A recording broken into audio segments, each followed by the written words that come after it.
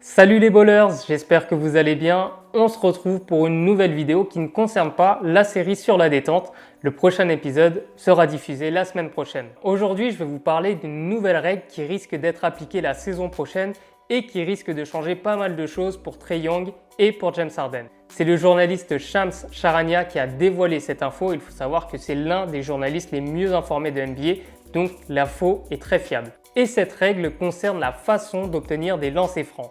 Ces dernières années, James Harden et Trae Young sont devenus des spécialistes pour provoquer des fautes et aller sur la ligne des lancers francs, si bien que Trae Young shoot plus de 8 lancers francs par match et James Harden plus de 7. Le problème, c'est qu'une grande partie des fautes qu'ils provoquent sont intentionnelles, c'est-à-dire qu'ils vont eux-mêmes initier le contact avec le défenseur. Et derrière, ils vont mimer le geste d'un tir pour provoquer des lancers francs, ce qui va à l'encontre de l'éthique du jeu.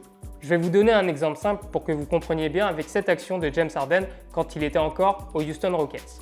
Sur cette action, on voit clairement que James Harden initie le contact et quand celui-ci est établi, il va faire le geste du tir pour faire croire aux arbitres qu'il avait l'intention de tirer et tout ça pour obtenir des lancers francs. Harden est très fort pour aller chercher les bras de son défenseur et une fois qu'il a les bras pris, il va faire ce geste de tir pour avoir des lancers francs. Là, on le voit encore sur cette action, il initie le contact et là, il va faire le geste du tir pour obtenir les lancers francs et ça marche très souvent.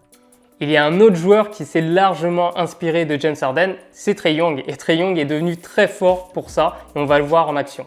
Depuis la saison 2019-2020, le meneur des Hawks provoque énormément de lancers francs en initiant le contact. On l'a encore vu dernièrement contre Chicago où à la manière d'Harden, il va chercher le bras de son défenseur avant de déclencher son geste de tir pour obtenir des lancers francs.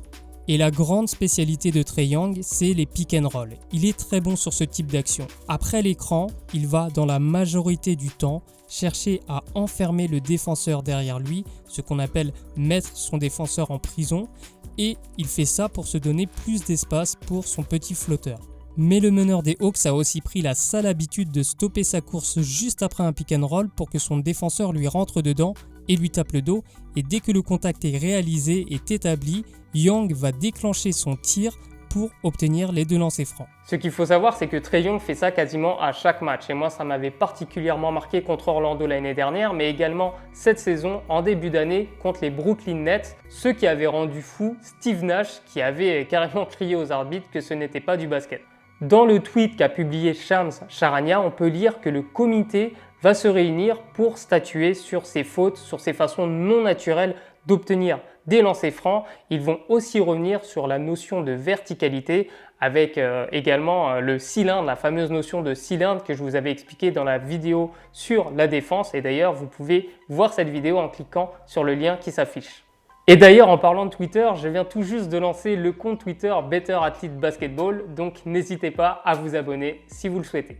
Donc pour l'instant, on ne sait pas comment la règle va statuer sur ce type d'action. Est-ce que les attaquants seront sanctionnés d'une faute offensive? Est-ce que les arbitres siffleront tout simplement une faute sans lancer franc et juste avec une remise en jeu?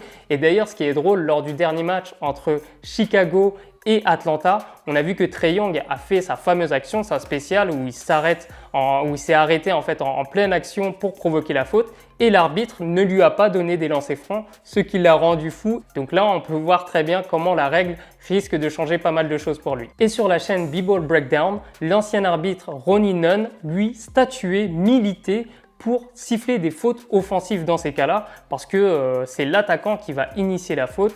Donc là, on verra comment ça évoluera. Peut-être qu'il y aura également des fautes antisportives sifflées contre les attaquants.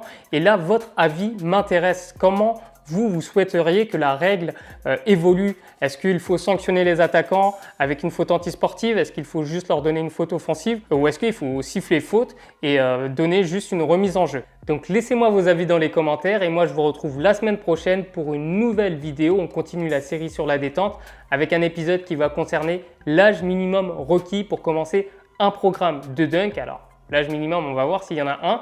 Et pour ceux qui ne pourraient pas attendre, qui sont trop impatients, eh bien je viens de dévoiler en intégralité l'interview avec Jean-Benoît Morin. Donc vous aurez cette réponse et cette interview, elle est disponible sur le podcast Ballers Talk que vous pouvez retrouver sur SoundCloud, mais aussi sur les autres plateformes de podcast. Voilà, je vous donne rendez-vous la semaine prochaine et sur ce, portez-vous bien.